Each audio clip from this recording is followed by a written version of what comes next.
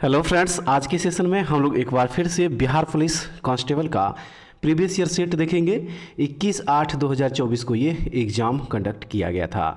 तो चलिए फ्रेंड्स, शुरू करते हैं आज का सेशन। लेकिन उससे पहले अगर आप लोग हमारे चैनल पर नए होंगे तो प्लीज़ इस चैनल को सब्सक्राइब कर लीजिएगा और वीडियो अगर अच्छी लगे तो एक लाइक ज़रूर कर दीजिएगा और अपने दोस्तों में भी इसको शेयर जरूर कीजिएगा। ठीक है, तो चलिए देखते हैं आज के सेशन का पहला क्वेश्चन क्या दिया हुआ है। क्वेश्चन नंबर फर्स्ट है, सांभर झील किस राज्य में स्थित है? सही आंसर इसका हो जाएगा राजस्थान। सांभर झील राजस्थान में स्थित है। यह खारे पानी की झील है और इसके जल का उपयोग नमक बनाने में किया जाता है। Option number C right answer होगा। अगला प्रश्न है, NH44 किसको जोड़ती है? NH44 किसको जोड़ती है? तो फ्रेंड्स, ये जोड़ती है श्रीनगर से कन्याकुमारी को। ठीक है, श्रीनगर से कन्याकुमारी को ये जोड़ती है। और याद रखिएगा, यह भारत का सबसे लंबा राष्ट्रीय राजमार्ग है जिसकी लंबाई 3745 किलोमीटर है। ठीक है, और इसका पुराना नाम NH7 है। क्या है? NH7 इसका पुराना नाम है। तो ऑप्शन नंबर सी बिल्कुल सही होगा। चलिए अब अगला प्रश्न देख लीजिए, विश्व जनसंख्या दिवस कब मनाया जाता है? विश्व जनसंख्या दिवस कब मनाया जाता है? तो ये मनाया जाता है 11 जुलाई को। ठीक है, 11 जुलाई को मनाया जाता है। ये ऑप्शन नंबर सी बिल्कुल राइट आंसर होगा। उसके बाद अगला प्रश्न है कि दलाई लामा भारत कब आए थे? दलाई लामा भारत कब आए थे? सही है, 1959 ईस्वी में। तिब्बत पर चीन के अधिकार के कारण दलाई लामा 1959 ईस्वी में भारत आए थे। ऑप्शन नंबर बी बिल्कुल सही हो जाएगा। चलिए अब अगला प्रश्न देख लीजिए, दिया है कि सबसे कम महिला साक्षरता वाला राज्य कौन है? सबसे कम महिला साक्षरता वाला राज्य कौन सा है? तो वह हो जाएगा बिहार। ठीक है, बिहार हो जाएगा 51.5% साक्षरता, महिला साक्षरता। तो ऑप्शन नंबर ए बिल्कुल सही है। नेक्स्ट क्वेश्चन में कह रहा है कि इनमें से कौन 2024 में प्रोटेम स्पीकर बनाए गए थे? सही आंसर इसका हो जाएगा भर्तृहरि मेहताब। ठीक है, 2024 में नवगठित 18वीं लोकसभा के प्रोटेम स्पीकर यानी कि अस्थायी अध्यक्ष भर्तृहरि मेहताब को बनाया गया था और बाद में ओम बिरला पुनः 18वीं लोकसभा के स्पीकर यानी कि अध्यक्ष चुने गए।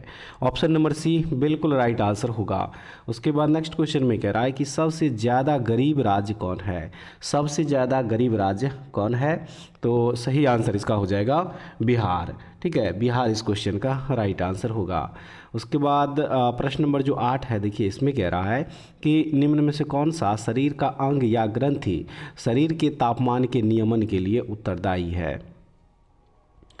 हो जाएगा हाइपोथैलेमस। हाइपोथैलेमस ग्रंथि हमारे शरीर में तापमान को नियंत्रित करती है एवं आंतरिक कार्यों को भी संतुलित करती है। तो क्या हो जाएगा? Option number A hypothalamus.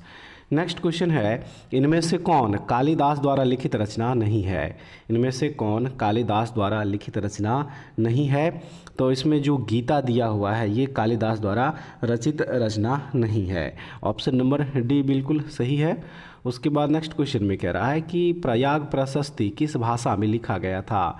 Prayag प्रशस्ति किस भाषा में लिखा गया था? तो ये लिखा गया था संस्कृत भाषा में। ठीक है, प्रयाग प्रशस्ति संस्कृत भाषा में लिखा गया था और इसकी रचना समुद्रगुप्त के राजकवि हरिसेन ने की थी। ठीक है, किसने की थी? हरिसेन ने की थी, ये भी याद रखिएगा। तो ऑप्शन नंबर सी हो जाएगा बिल्कुल सही। और अगले प्रश्न में कह रहा है कि भीमराव अंबेडकर का जन्म कब हुआ था? भीमराव अंबेडकर का जन्म कब हुआ था? तो इनका जन्म हुआ था 14 अप्रैल 1891 ईस्वी को। ठीक है फ्रेंड्स, ऑप्शन नंबर ए हो जाएगा बिल्कुल सही आंसर। नेक्स्ट क्वेश्चन में यहाँ पे कह रहा है कि उपराष्ट्रपति को हटाने का प्रस्ताव कहाँ पेश किया जाता है? तो ये पेश किया जाता है राज्यसभा में। ठीक है, उपराष्ट्रपति को हटाने का प्रस्ताव राज्यसभा में पेश किया जा सकता है और संविधान के अनुच्छेद 67 बी, ठीक है, 67 बी के अनुसार उपराष्ट्रपति को राज्यसभा के तत्कालीन समस्त सदस्यों के बहुमत द्वारा पारित प्रस्ताव द्वारा हटाया जा सकता है जिस पर लोकसभा की सहमति हो। तो ऑप्शन नंबर जो बी दिया है ये बिल्कुल सही आंसर हो जाएगा। नेक्स्ट क्वेश्चन में कह रहा है कि कोशिका का सिद्धांत किसने दिया था? कोशिका का सिद्धांत किसने दिया था? तो ये सिद्धांत दिया था स्लाइडन एवं स्वान ने। ठीक है, स्लाइडन एवं स्वान ने 1939 ईस्वी में कोशिका सिद्धांत को पेश किया था, 1939 ईस्वी में, याद रखिएगा। ठीक है, और इन्होंने बताया कि सभी जीव एवं पौधे कोशिकाओं से बने हैं, और इन्होंने यह भी कहा कि कोशिका सजीवीय जीवन की मूलभूत इकाई है। तो ऑप्शन नंबर बी हो जाएगा बिल्कुल सही। चलिए अब अगला प्रश्न देखते हैं, प्रश्न नंबर हो जाएगा 14। देखिए फ्रेंड्स, इसमें कह रहा है कि राज्य चुनाव आयोग का उल्लेख संविधान के किस अनुच्छेद में है। राज्य चुनाव आयोग का उल्लेख संविधान के किस अनुच्छेद में है, तो वह अनुच्छेद हो जाएगा 243 के। ठीक है, संविधान के अनुच्छेद 243 के का भाग 9 में राज्य चुनाव आयोग का उल्लेख है, और पंचायतों का चुनाव राज्य चुनाव आयोग द्वारा करवाया जाता है, इसको भी याद रखिएगा। तो ऑप्शन नंबर बी हो जाएगा इस क्वेश्चन का सही आंसर। 58वां ज्ञानपीठ पुरस्कार किसे मिला है। 58वां ज्ञानपीठ पुरस्कार किसे मिला है, तो ये पुरस्कार फ्रेंड्स देखिए, ऑप्शन नंबर जो सी दिया गया ए और बी दोनों हो जाएगा, गुलजार और रामभद्राचार्य, इन दोनों को मिला है। ठीक है, स्वामी रामभद्राचार्य को संस्कृत और गीतकार गुलजार को उर्दू को, यानी कि उर्दू के रूप में जो है संयुक्त रूप से दिया गया है। तो ऑप्शन नंबर जो सी दिया है ये बिल्कुल सही आंसर है। उसके बाद प्रश्न नंबर 16 में दिया है कि बिहार में SC/ST कल्याण विभाग के मंत्री कौन है। राइट आंसर इसका हो जाएगा मार्च 2024 की स्थिति के अनुसार जनक राम। ठीक है, ऑप्शन नंबर जो ए दिया हुआ है। उसके बाद अगला प्रश्न है कि प्रथम चुनाव आयुक्त कौन थे। प्रथम चुनाव आयुक्त कौन थे, तो इसका सही आंसर हो जाएगा सुकुमार सेन, यानी कि ऑप्शन नंबर जो ए दिया हुआ है। ठीक है, चलिए नेक्स्ट क्वेश्चन नंबर 18 देखेंगे। इसमें कह रहा है कि यूनेस्को का मुख्यालय कहाँ है। यूनेस्को का मुख्यालय कहाँ है, तो राइट आंसर हो जाएगा इसका मुख्यालय है फ्रांस के पेरिस में। ठीक है, फ्रांस के पेरिस में, और इसकी स्थापना हुई थी 4 नवंबर, ठीक है, 4 नवंबर 1946 ईस्वी को, ये भी याद रखिएगा। और फ्रेंड्स यूनेस्को का फुल फॉर्म हो जाएगा United Nations Educational Social and Cultural Organization. तो ऑप्शन नंबर जो सी दिया हुआ है ये बिल्कुल सही आंसर है। नेक्स्ट क्वेश्चन होगा मेक इन इंडिया की शुरुआत कब हुई थी। मेक इन इंडिया की शुरुआत कब हुई थी, तो ये शुरुआत हुई थी 25 सितंबर 2014 ईस्वी को। 25 सितंबर 2014 ईस्वी को मेक इन इंडिया की शुरुआत करी गई थी, जिससे भारत को महत्वपूर्ण निवेश एवं निर्माण अवसंरचना तथा अभिनव प्रयासों के वैश्विक केंद्र के रूप में बदला जा सके। और मेक इन इंडिया मुख्यतः निर्माण क्षेत्र पर केंद्रित है तथा इसका उद्देश्य उद्यमशीलता को बढ़ावा देना है। ऑप्शन नंबर सी इस क्वेश्चन का सही आंसर है। अगला प्रश्न है प्रश्न नंबर 20। देखिए मैथ का क्वेश्चन है, आंसर टिक कर दे रहे हैं फ्रेंड्स, खुद से सॉल्व कर लीजिएगा। इसका राइट आंसर हो जाएगा ऑप्शन नंबर बी। उसके बाद नेक्स्ट क्वेश्चन में कह रहा है कि चालिनी कोशिका किसे कहा जाता है। चालिनी कोशिका किसे कहा जाता है, सही है फ्लोएम को। ठीक है, चालिनी कोशिकाएं फ्लोएम में मौजूद होती है और ये संवहन ऊतक के भाग होते हैं, और ये कोशिकाएं एक ट्यूब के आकार की होती है। ऑप्शन नंबर बी हो जाएगा सही आंसर। नेक्स्ट क्वेश्चन नंबर 22 दिया है, इसमें पृथ्वी का पलायन वेग कितना होता है। पृथ्वी का पलायन वेग कितना होता है, सही आंसर हो जाएगा देखिए 11.2 किलोमीटर पर सेकेंड। ठीक है, पृथ्वी का पलायन वेग होता है 11.2 किलोमीटर पर सेकेंड। देखिए पलायन वेग वह वेग है जिस वेग से किसी वस्तु को अगर पृथ्वी से फेंका जाता है तो वह पृथ्वी पर वापस नहीं आता है। तो ऑप्शन नंबर बी हो जाएगा इस क्वेश्चन का सही आंसर। 23 नंबर प्रश्न, राइट आंसर इसका हो जाएगा ऑप्शन नंबर बी। उसके बाद प्रश्न नंबर 24 में कह रहा है कि नवरत्न कौन सा समास है। नवरत्न कौन सा समास है, तो ये है द्विगु समास। ठीक है, द्विगु समास है ये नवरत्न। ऑप्शन नंबर माफ़ कीजिएगा, ऑप्शन नंबर सी जो है ये बिल्कुल सही हो जाएगा। और उसके बाद नेक्स्ट क्वेश्चन में कह रहा है कि समान नागरिक संहिता का उल्लेख भारतीय संविधान के किस अनुच्छेद में है। समान नागरिक संहिता का उल्लेख भारतीय संविधान के किस अनुच्छेद में है, तो वह अनुच्छेद है अनुच्छेद 44। ठीक है, अनुच्छेद 44, ऑप्शन नंबर सी हो जाएगा। अगला प्रश्न है प्राण एवं दैहिक स्वतंत्रता संविधान की किस अनुच्छेद में उल्लेखित है। प्राण एवं दैहिक स्वतंत्रता संविधान की किस अनुच्छेद में उल्लेखित है, तो वह अनुच्छेद हो जाएगा 21। ठीक है, अनुच्छेद 21, ऑप्शन नंबर सी होगा। चलिए अब अगला प्रश्न देखते हैं, प्रश्न नंबर 27। देखिए इस प्रश्न में कह रहा है प्रश्न नंबर जो 27 दिया हुआ है मैथ का ही क्वेश्चन है, राइट आंसर इसका हो जाएगा ऑप्शन नंबर जो बी दिया हुआ है। उसके बाद नेक्स्ट है कि निर्वात में प्रकाश की चाल कितनी होती है।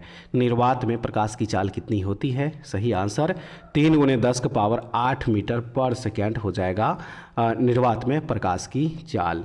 उसके बाद नेक्स्ट दिया है कि 1942 में हजारीबाग जेल से कौन भागा था। 1942 में हजारीबाग जेल से कौन भागा था, सही आंसर इसका हो जाएगा जयप्रकाश नारायण। ठीक है, जयप्रकाश नारायण इस क्वेश्चन का यहाँ पे सही आंसर होगा। उसके बाद है कि विश्व का सबसे बड़ा पशु मेला कौन सा है। विश्व का सबसे बड़ा पशु मेला कौन सा है, तो वह मेला है सोनपुर का मेला। याद रखिएगा फ्रेंड्स, विश्व का सबसे बड़ा पशु मेला बिहार के सोनपुर में लगता है और इसे हरिहर क्षेत्र मेला के नाम से भी जाना जाता है। और यह मेला कार्तिक पूर्णिमा के दिन आयोजित किया जाता है जो पूरे एक पखवाड़ा तक चलता है। तो ऑप्शन नंबर सी इस क्वेश्चन का राइट आंसर है। भीम बांध अभ्यारण्य किस जिला में है। भीम बांध अभ्यारण्य किस जिला में है, तो ये है मुंगेर जिला में। ठीक है, मुंगेर जिला में स्थित है ये। उसके बाद जो अगला प्रश्न दिया है, देखिए इसमें कह रहा है कि 1975 के आपातकाल के दौरान बिहार का राज्यपाल कौन था। उस समय बिहार का राज्यपाल कौन था, सही आंसर हो जाएगा रामचंद्र ढोंडीबा भंडारे। ठीक है, ऑप्शन नंबर ए बिल्कुल राइट आंसर होगा। चलिए अब अगला प्रश्न देख लीजिए, बिहार का सबसे अधिक जनसंख्या घनत्व वाला जिला कौन सा है। बिहार का सबसे अधिक जनसंख्या घनत्व वाला जिला कौन सा है, तो वह जिला हो जाएगा शिवहर। ठीक है, शिवहर हो जाएगा। जनसंख्या घनत्व इसका हो जाएगा 1880। ऑप्शन नंबर जो बी दिया है ये बिल्कुल सही आंसर होगा। 34 नंबर प्रश्न का सही आंसर फ्रेश हो जाएगा ऑप्शन नंबर सी। आइए अब अगला जो प्रश्न दिया गया इसको देखिए, प्रश्न नंबर 35, इसका सही आंसर हो जाएगा ऑप्शन नंबर ए। उसके बाद जो अगला प्रश्न दिया है, देखिए इसमें कह रहा है कि इलेक्ट्रॉन की खोज किसने की थी। इलेक्ट्रॉन की खोज किसने की थी, तो इलेक्ट्रॉन की खोज जे थॉमसन ने की थी। ऑप्शन नंबर बी होगा। ठीक है, नेक्स्ट क्वेश्चन दिया है कि जापान पर परमाणु बम किसने गिराया था। जापान पर परमाणु बम किसने गिराया था, तो सही आंसर इसका हो जाएगा अमेरिका। ठीक है, अगस्त 1945 में यूएसए यानी कि अमेरिका ने जापान के 2 शहर हिरोशिमा और नागासाकी पर परमाणु बम गिराया था। ऑप्शन नंबर डी बिल्कुल सही है। आइए फ्रेंड्स अब अगला जो प्रश्न दिया गया है इसको देखते हैं, न्यूनतम लिंगानुपात वाला राज्य कौन सा है। न्यूनतम लिंगानुपात वाला राज्य कौन सा है, तो वह राज्य हो जाएगा हरियाणा। ठीक है, 2011 की जनगणना के अनुसार हरियाणा का लिंगानुपात था प्रति 1000 पुरुष पर 879 महिलाएं। ठीक है, ऑप्शन नंबर जो सी दिया हुआ है ये बिल्कुल सही आंसर हो जाएगा। उसके बाद नेक्स्ट है बाल गंगाधर तिलक का जन्म कब हुआ था। बाल गंगाधर तिलक का जन्म कब हुआ था, तो इनका जन्म हुआ था 23 जुलाई 1856 ईस्वी को महाराष्ट्र के रत्नागिरी में और वे गरम दल के नेता थे। ठीक है, ऑप्शन नंबर ए जो है इसका ये सही आंसर दिया गया है। नेक्स्ट है तृतीय बौद्ध संगीति की अध्यक्षता किसने की थी। तृतीय बौद्ध संगीति की अध्यक्षता किसने की थी, तो राइट आंसर इस क्वेश्चन का ऑप्शन नंबर यहाँ पे जो बी दिया हुआ है मोगालीपुत्र तिस्सा, ये बिल्कुल सही आंसर इसका हो जाएगा। ठीक है, देखिए मौर्य शासक अशोक के समय लगभग 250 ईसा पूर्व में तृतीय बौद्ध संगीति पाटलिपुत्र में मोगालीपुत्र तिस्सा की अध्यक्षता में हुई थी। तो ऑप्शन नंबर बी हो जाएगा बिल्कुल सही आंसर। राष्ट्रपति पर महाभियोग प्रक्रिया किस अनुच्छेद में है। राष्ट्रपति पर महाभियोग प्रक्रिया किस अनुच्छेद में है, तो यह है अनुच्छेद 61 में। ठीक है, अनुच्छेद 61 में है ये। ऑप्शन नंबर बी दिया हुआ है सही आंसर। बंगाल विभाजन किसके समय में हुआ था। बंगाल विभाजन किसके समय में हुआ था, तो सही आंसर लॉर्ड कर्जन हो जाएगा। ठीक है, 1905 के बंगाल विभाजन लॉर्ड कर्जन के समय में हुआ था और 20 जुलाई 1905 को लॉर्ड कर्जन ने बंगाल को 2 भागों में विभाजित करने का आदेश जारी किया था। ऑप्शन नंबर ए सही आंसर होगा। चलिए अब अगला प्रश्न देख लेते हैं, इनमें से कौन सा टाइगर रिजर्व बिहार में है। इनमें से कौन सा टाइगर रिजर्व बिहार में है, तो राइट आंसर हो जाएगा वाल्मीकि टाइगर रिजर्व। ठीक है, वाल्मीकि टाइगर रिजर्व बिहार के पश्चिम चंपारण जिले में स्थित है। ऑप्शन नंबर सी हो जाएगा इस क्वेश्चन का बिल्कुल सही आंसर। इनमें से कौन सा सोडियम नाइट्रेट का सूत्र है। इनमें से कौन सा सोडियम नाइट्रेट का सूत्र है, तो सही हो जाएगा Na, यहाँ पे जो दिया गया है NaNO3। ठीक है, ये सोडियम नाइट्रेट का यहाँ पे फार्मूला हो जाएगा। ऑप्शन नंबर बी बिल्कुल सही है। चलिए अब अगला प्रश्न देखेंगे, दिया है कि इनमें से कौन सा बिहार का जिला है जो नेपाल से सीमा साझा नहीं करता है। बिहार का वह कौन सा जिला है, तो वह ज़िला हो जाएगा गोपालगंज। गोपालगंज ये नेपाल के साथ सीमा साझा नहीं करता है। ठीक है, ऑप्शन नंबर यहाँ पे जो डी दिया हुआ ये बिल्कुल सही आंसर हो जाएगा। नेपाल की सीमा से लगे ज़िले हैं वह है पश्चिमी चंपारण, पूर्वी चंपारण, सीतामढ़ी, मधुबनी, सुपौल, अररिया और किशनगंज। याद रखिएगा ऑप्शन नंबर डी बिल्कुल सही हो जाएगा। छक्का पंजा करना मुहावरे का सही अर्थ क्या है? छक्का पंजा करना मुहावरे का सही अर्थ क्या है? तो इसका सही अर्थ हो जाएगा ओछी हरकत से कार्य सिद्ध करना। ठीक है, ऑप्शन नंबर बी बिल्कुल सही है। अगला प्रश्न देखेंगे, अन्वेषण का शुद्ध संधि विच्छेद क्या है? अन्वेषण का शुद्ध संधि विच्छेद यहाँ पे पूछ रहा है, तो सही आंसर इसका हो जाएगा अनु प्लस एसन।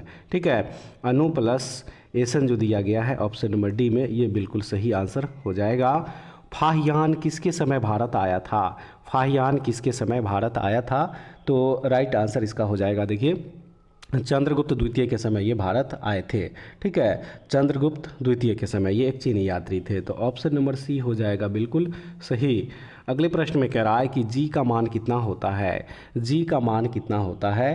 तो राइट आंसर इसका हो जाएगा फ्रेंड्स यहाँ पे जी का मान जो है, देखिए जी को गुरुत्वाकर्षण सार्वत्रिक नियतांक कहा जाता है और इसका मान हो जाएगा 6.67 × 10⁻⁻11 न्यूटन मीटर स्क्वायर पर केजी स्क्वायर, यानी कि ऑप्शन नंबर जो बी दिया हुआ है। ठीक है, नेक्स्ट है, इब्न बतूता को दिल्ली का काजी किसने नियुक्त किया था?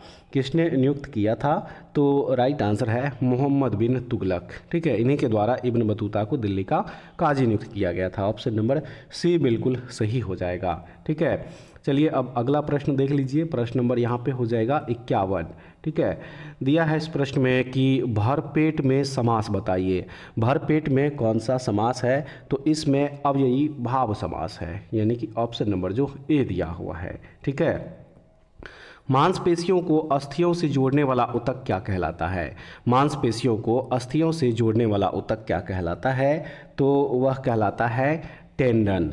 ठीक है, मांसपेशियों को हड्डियों से जोड़ने वाले ऊतक को टेंडन कहते हैं और यह एक मजबूत, लचीला एवं रेशेदार ऊतक होता है। इसको भी याद रखिएगा। ऑप्शन नंबर डी बिल्कुल सही है। 10 तलिक संयुक्त सैन्य अभ्यास भारत और किस देश के बीच होता है? 10 तलिक संयुक्त सैन्य अभ्यास भारत और किस देश के बीच में होता है? तो ये अभ्यास होता है भारत और उज्बेकिस्तान के बीच में। ठीक है, और यह दोनों देशों के बीच बारी बारी से आयोजित होता है। तो ऑप्शन नंबर बी हो जाएगा बिल्कुल सही। सिरका में कौन सा अम्ल पाया जाता है? सिरका में कौन सा अम्ल पाया जाता है? तो राइट आंसर हो जाएगा एसिटिक अम्ल। ठीक है, एसिटिक अम्ल, देखिए 5 से 8% एसिटिक अम्ल के विलयन से सिरका बनता है। तो ऑप्शन नंबर डी जो है ये बिल्कुल सही हो जाएगा।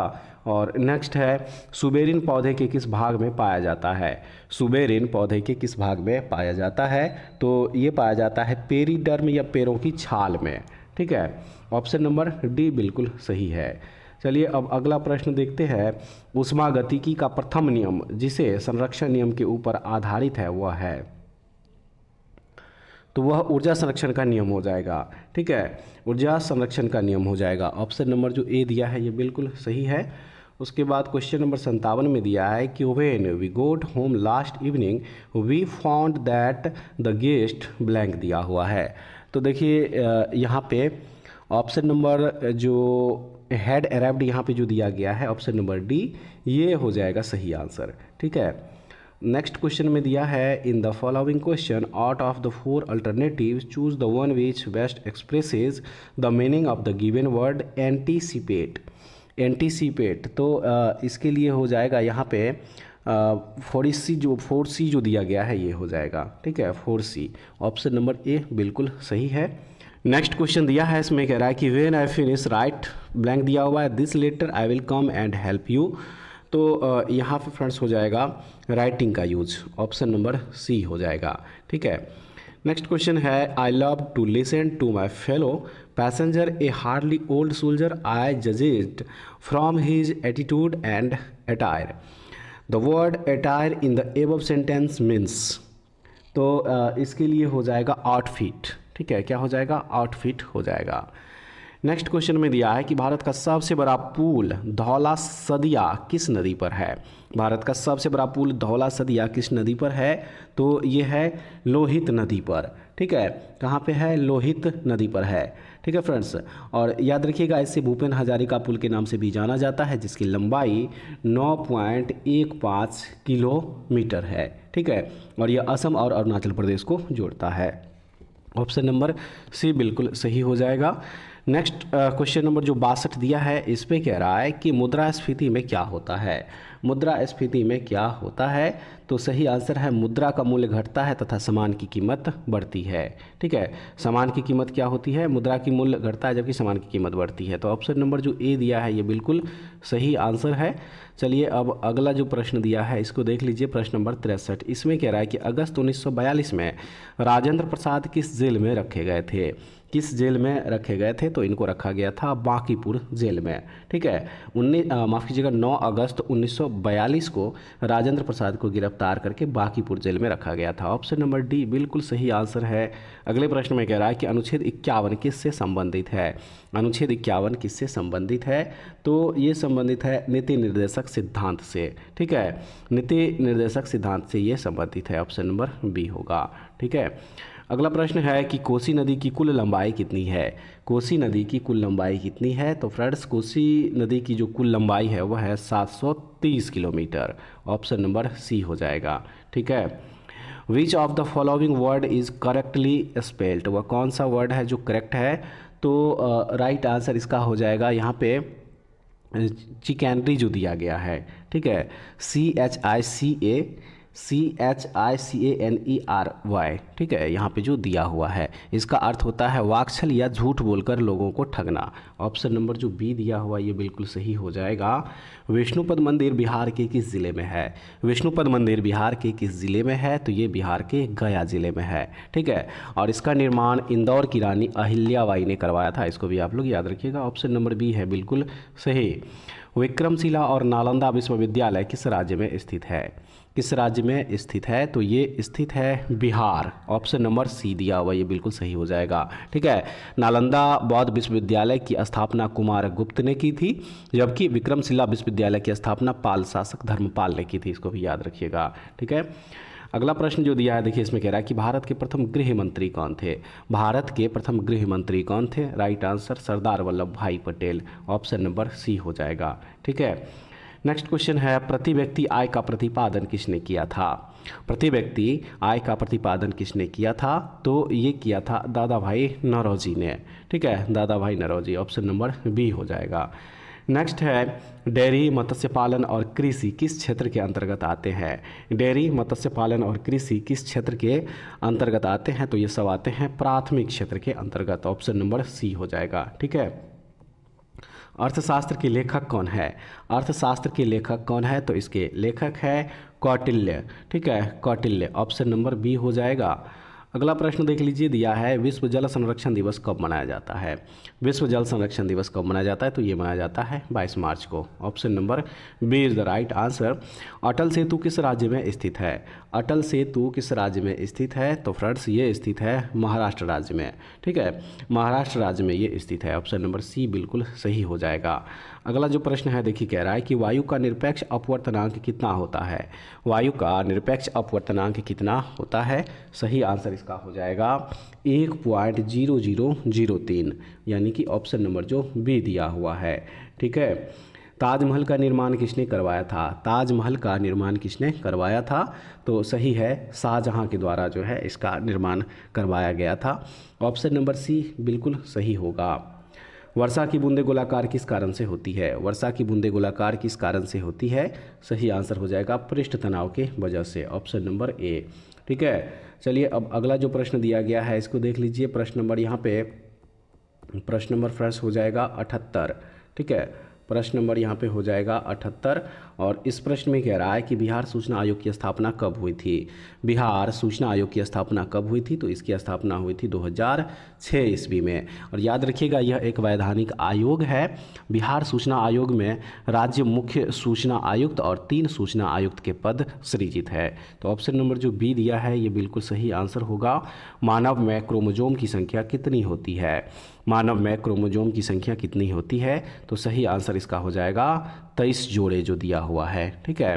23 जोड़े, माफ़ कीजिएगा, यहाँ पे देखिए डी ऑप्शन नंबर जो बी और सी दोनों हुआ है, दोनों हो सकता है, क्योंकि 23 जोड़े बोल लीजिए या फिर 46 बोल लीजिए, दोनों। तो इसलिए ऑप्शन नंबर जो डी दिया हुआ है ये बिल्कुल सही हो जाएगा। अगला प्रश्न है पितृपक्ष मेला कहाँ लगता है? पितृपक्ष मेला कहाँ लगता है? तो ये लगता है गया में, और इस मेले में हिंदू श्रद्धालु अपने पूर्वजों की आत्मा की शांति एवं मोक्ष प्राप्ति हेतु पिंडदान करते हैं। तो ऑप्शन नंबर जो ए दिया है ये बिल्कुल सही आंसर हो जाएगा। अगला प्रश्न है द स्पिरिट ऑफ लॉज के लेखक कौन है? द स्पिरिट ऑफ लॉज के लेखक कौन है? तो इसके लेखक है मॉन्टेस्क्यू। मॉन्टेस्क्यू ऑप्शन नंबर जो ए दिया हुआ है, वे फ्रांस के प्रसिद्ध विचारक थे, ठीक है friends. Next question number 82, DNA का पूरा नाम क्या है? यानी कि डीएनए का यहाँ पे फुल फॉर्म पूछा जा रहा है, तो इसका फुल फॉर्म हो जाएगा deoxyribo nucleic acid, option number A, ठीक है। पौधों की वृद्धि का हार्मोन कौन सा है? पौधों की वृद्धि का हार्मोन कौन सा है? तो वह हार्मोन है ऑक्सीन हार्मोन, ऑप्शन नंबर जो बी दिया हुआ है। देखिए यह पौधों में ऊपर की ओर वृद्धि को आसान बनाता है। अब अगला जो प्रश्न है इसको चलिए देखते हैं। अंतर्राष्ट्रीय वित्तीय सेवा केंद्र प्राधिकरण का मुख्यालय कहाँ है? अंतर्राष्ट्रीय वित्तीय सेवा केंद्र प्राधिकरण का मुख्यालय कहाँ है? तो इसका मुख्यालय है गुजरात के गांधी नगर में। तो क्या हो जाएगा? गुजरात इसका सही आंसर हो जाएगा, ऑप्शन नंबर सी। अगला प्रश्न है रक्तचाप को नियंत्रित करने वाली ग्रंथि कौन सी है? रक्तचाप को नियंत्रित करने वाली ग्रंथि कौन सी है? तो वह ग्रंथि है एड्रीनल या फिर अधिवृक्क ग्रंथि, ऑप्शन नंबर जो सी दिया ये बिल्कुल सही हो जाएगा। उसके बाद चलिए अब नेक्स्ट क्वेश्चन देखेंगे। भारत में किस प्रकार की शासन व्यवस्था है? भारत में किस प्रकार की शासन व्यवस्था है? तो यहाँ पे संघीय शासन व्यवस्था है, ऑप्शन नंबर बी हो जाएगा, ठीक है। भारत में चांदी का सबसे अधिक उत्पादन किस राज्य में होता है? तो फ्रेंड्स सबसे अधिक उत्पादन होता है भारत के राजस्थान राज्य में, ठीक है। ऑप्शन नंबर डी हो जाएगा इसका सही आंसर। हिंदू पॉलिटी नामक पुस्तक के लेखक कौन है? हिंदू पॉलिटी नामक पुस्तक के लेखक कौन है? तो इसके लेखक है के.पी. जायसवाल, यानी कि ऑप्शन नंबर जो बी दिया हुआ है। 1919-20 में दरभंगा में किसान आंदोलन का नेतृत्व किसने किया था? तो ये नेतृत्व किया था स्वामी विद्यानंद ने, ऑप्शन नंबर जो बी दिया हुआ है, ठीक है। उसके बाद अगला प्रश्न है कि सुरेंद्र किशोर को पद्मश्री पुरस्कार किस क्षेत्र में मिला है? तो इनको मिला है पत्रकारिता के क्षेत्र में, ऑप्शन नंबर सी बिल्कुल सही होगा। भारत में कोविड-19 का सबसे पहला केस कहाँ दर्ज हुआ था? भारत में कोविड-19 का सबसे पहला केस दर्ज कहाँ पे हुआ था? तो ये दर्ज हुआ था केरल में 30 जनवरी, ठीक है, 30 जनवरी 2020 ईस्वी को। तो ऑप्शन नंबर जो सी है ये बिल्कुल सही आंसर यहाँ पे हो जाएगा। चलिए अब अगला प्रश्न देखते हैं। प्रश्न नंबर हो जाएगा यहाँ पे 92, ठीक है। प्रश्न नंबर 92 में है कि भारत में पुनर्जागरण का जनक किसे कहा जाता है? सही आंसर हो जाएगा राजा राम मोहन राय को भारत में पुनर्जागरण का जनक कहा जाता है। आइए अब अगला जो प्रश्न दिया गया है इसको देख लीजिए। प्रश्न नंबर 93, लेंस बनाने में किसका प्रयोग किया जाता है? सही आंसर कांच, ऑप्शन नंबर जो ए दिया है ये बिल्कुल सही हो जाएगा। लोकसभा अध्यक्ष को कौन हटा सकता है? लोकसभा अध्यक्ष को कौन हटा सकता है? सही आंसर इसका हो जाएगा ऑप्शन नंबर सी, लोकसभा सदस्य, ठीक है। उसके बाद प्रश्न नंबर 95, भारत के चुनाव आयोग का उल्लेख संविधान के किस अनुच्छेद में है? तो इसका उल्लेख है अनुच्छेद 324 में, ऑप्शन नंबर जो ए दिया हुआ है। नेक्स्ट है भूतकाल के कितने भेद होते हैं? भूतकाल के कितने भेद होते हैं? तो टोटल होते हैं 6 भेद, ऑप्शन नंबर सी।